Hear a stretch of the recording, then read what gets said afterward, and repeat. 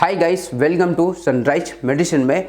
दोस्तों, आज हम बात करने वाले हैं इस वीडियो में स्कैल्प सोराइसिस के बारे में। देखो क्या होता है, सर्दी के मौसम के बाद गर्मी शुरू होते ही लोगों को डैंड्रफ की समस्या ज़्यादा देखने को मिलती है। गर्मी में डैंड्रफ ज़्यादा इसलिए बढ़ जाता है क्योंकि इस बात वहाँ पर नमी ज़्यादा होती है, जिसकी वजह से बाल और स्कैल्प में गंदगी जमा हो जाती है।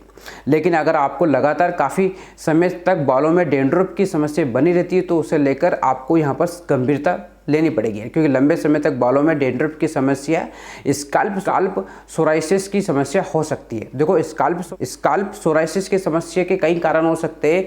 इसका कारण, लक्षण, एलोपैथिक इलाज, यहाँ पर सब कुछ बात करने वाले हैं दोस्तों इस वीडियो में। वीडियो को आपको पूरा देखना है अच्छी जानकारी के लिए। चैनल बनाइए तो दोस्तों प्लीज़ चैनल को सपोर्ट करिए, चैनल को सब्सक्राइब करिए। ठीक है, समझते हैं आखिर ये होता क्या है स्कैल्प सोराइसिस। बहुत ही आसान भाषा में मैं आपको समझाने वाला हूँ। ठीक है, देखो दोस्तों, यहाँ पर थोड़ा समझो। स्कैल्प सोराइसिस एक प्रकार का ऑटो इम्यून डिसीज है, ठीक है ना, यानी ऑटो इम्यून की समस्या है।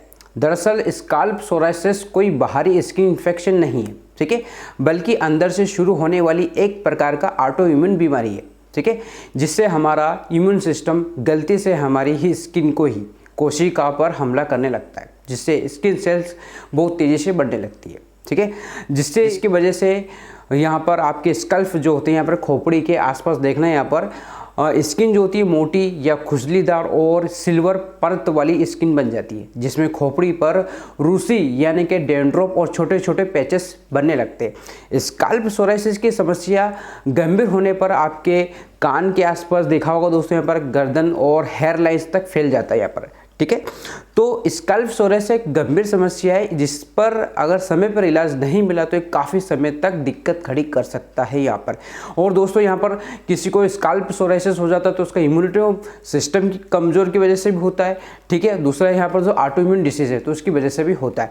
अब कुछ लोगों को क्या होता हो जाता है तो डैंड्रफ यहाँ पर गिरते, जब वो बाल वगैरह उठते हैं तो उनके अंदर आत्मविश्वास की कमी होती है, कहीं जा नहीं पाते, ऐसा लगता है कि भाई क्या मालूम क्या दिक्कत आ गई है ना। और उसके बाद में दोस्तों, यहाँ पर स्कैल्प सोराइसिस की समस्या काफ़ी समय तक आपको देखा जाए डैंड्रफ जमा रहता है, वहाँ पर दाने पड़ जाते हैं, पैचेस बन जाते हैं खोपड़ी के आसपास। तो ये समस्या आपके स्कैल्प पर कभी कभी क्या होता है, लाल रंग के चकत्ते और दाने और रूसी और खुजली की समस्या ज़्यादा होती है, उसमें खुजली भी चलती है। तो स्कैल्प समस्या एक व्यक्ति से दूसरे व्यक्ति में नहीं फैलती, ये याद रखना आपको। ये कोई संक्रमण समस्या नहीं है, लेकिन ये एक पीढ़ी से दूसरी पीढ़ी तक यहाँ पर हो सकता है। अगर आपको माता या पिता में किसी को ये समस्या है तो आपको और अनेक पीढ़ियों में हो सकती है। तो ये समस्या आपके परिवार में किसी भी व्यक्ति को हुई तो जेनेटिक की समस्या भी हो सकती है। तो एक व्यक्ति जिसे स्कैल्प सोराइसिस की समस्या है, उनके परिवार में कम से कम एक व्यक्ति को बीमारी हो सकती है, ठीक है।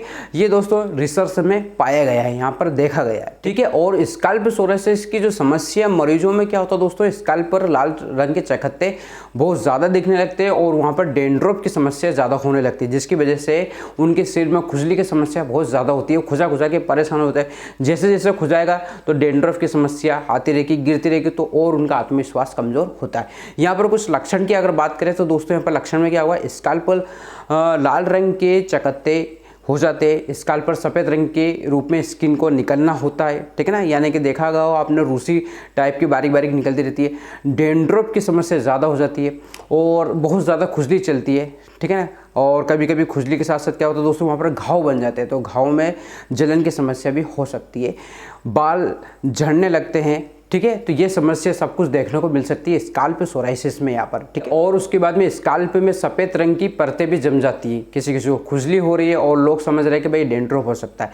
अब सवाल ये आता है दोस्तों यहाँ पर कि ये होता क्यों है, किसकी वजह से होता है। देखो, इसकी वजह दोस्तों यहाँ पर क्या होता है, पहला तो जेनेटिक, मैंने आपको बताया, पीढ़ी दर अगर आपके माता पिता को है तो बच्चों को भी ये समस्या हो सकती है, ठीक है।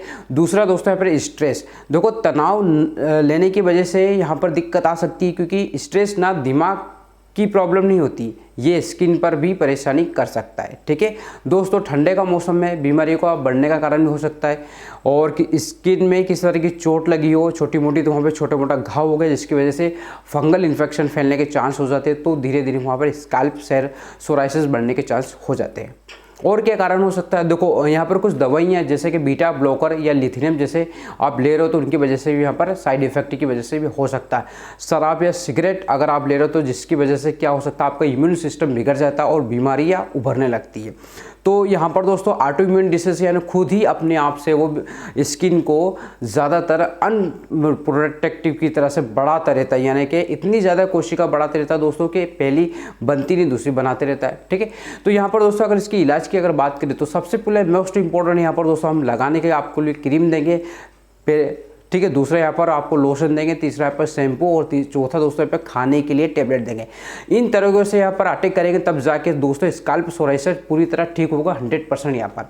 ठीक है, तो पहला दोस्तों यहाँ पर टॉपिकल ट्रीटमेंट में दोस्तों यहाँ पर सिर पर लगाने वाली दवाई जो होती है क्लोबेटासोल जो लोशन आता है, ठीक है, ये लगाना आपका दोस्तों, इसको दिन में एक बार लगाना, रात को लगाना है स्काल्प पर जहाँ पर है, ठीक है, वहाँ पर उंगलियों से हल्के हल्के हाथ से आपको लगाना है। जहाँ पर आपको दिखता है ना स्काल्प यहाँ पर है तो यहाँ पर धीरे धीरे आपको रात में इसका इस्तेमाल करना है आपको। ठीक है, ठीक है, ये सिर्फ आपको यहाँ पर दोस्तों 2 से 3 हफ्ते तक यूज़ करना है, फिर धीरे धीरे इसको बंद कर दे डॉक्टर की सलाह के अनुसार। बहुत ज़्यादा और लंबे समय तक इसका यूज़ ना करें वरना आपकी स्किन पतली हो सकती है। ठीक है, सबसे ज़्यादा कब इसको इस्तेमाल करना है, जब आपकी खुजली, लाजिमा और सूजन है तब आप इसका इस्तेमाल कर सकते हो। ठीक है, ठीक है, उसके बाद में दोस्तों यहाँ पर एक और लोशन और आपको इस्तेमाल करना है, यहाँ पर कैल्सीपेट्रोल बीटामेथासोन आपको इस्तेमाल करना है। ठीक है ना, इसका दोस्तों यहाँ पर दिन में एक बार ही आपको इस्तेमाल करना, वो भी रात को सोने से पहले। ठीक है ना, ये भी इस्तेमाल करना है।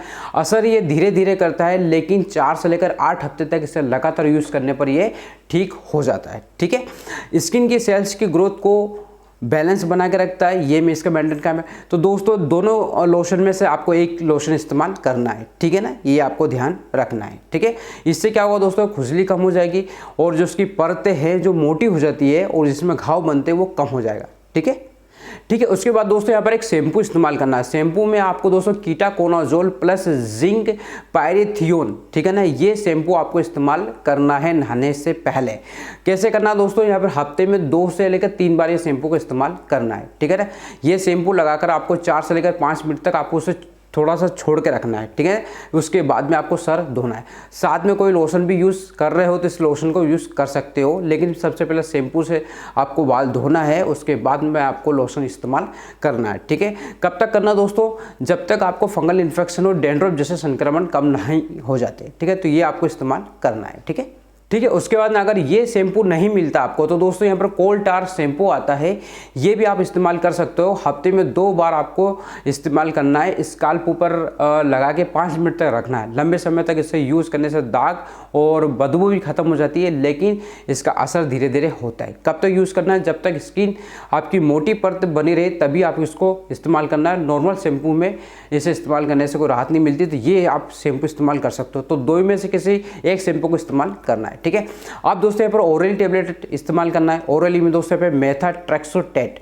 ये टेबलेट आती है दोस्तों, यहाँ पर हफ्ते में 1 बार लेनी पड़ती है और कम से कम आपको यहाँ पर मतलब 5 वीक आप इसको लेना पड़ेगा। ठीक है, साथ में आप यहाँ पर दोस्तों फोलिक एसिड की टेबलेट भी देनी पड़ेगी ताकि साइड इफेक्ट ना हो किसी का। ठीक है, अगर इसको लेने के बाद किसी तरह का साइड इफेक्ट होता है दोस्तों, यहाँ पर लीवर पर असर हो सकता है, मोर में छाले हो सकते हैं, तो ये दवा आपको तुरंत बंद कर देना चाहिए। ठीक है, उसके बाद में दोस्तों यहाँ पर एक टेबलेट और चलानी पड़ेगी, यहाँ पर दोस्तों एम्ब्रियोलास्ट टेबलेट। ठीक है ना, ये यहाँ पर डिस्प्ले पर आप देख लेना दोस्तों, 30 mg की टेबलेट आती है। दिन में आपको 2 बार इसको लेना है, सुबह शाम।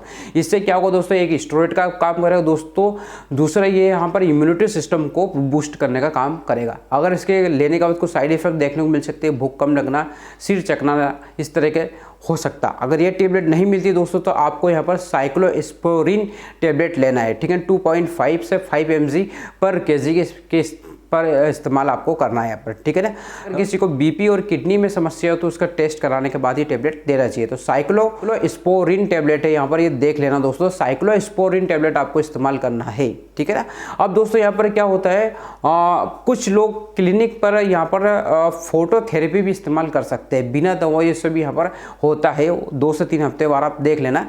ठीक है। अब यहाँ पर ठीक है, उसके बाद दोस्तों यहाँ पर कुछ लोग इंजेक्शन का भी इस्तेमाल करते हैं। भाई बायोलॉजिकल इंजेक्शन आता है दोस्तों, ये इंजेक्शन हर हफ्ते में एक ही लगेगा, 4 हफ्ते तक आप इसे लगा सकते हो दोस्तों। हिमूरा करके इंजेक्शन आप डिस्प्ले पे देख लेना, ये बहुत ज़्यादा महंगा है इसलिए लोग इसे इस्तेमाल नहीं करते, लेकिन जब बाकी सब फेल हो जाता है, सारी मेडिसिन फेल हो जाती है, तब इस इंजेक्शन का इस्तेमाल किया जाता है। तो मेरे हिसाब से अगर आपको सोराइसिस, क्रोनिक सोराइसिस है स्कैल्प का, अगर आपका ठीक नहीं हो रहा है तो दोस्तों ये इंजेक्शन भी आप इस्तेमाल कर सकते हो और बहुत जल्दी अच्छा रिजल्ट देखने को मिलता है। तो आई होप दोस्तों आप समझ गए होंगे स्कैल्प सोराइसिस के बारे में, पूरी डिटेल्स मैंने बताई है।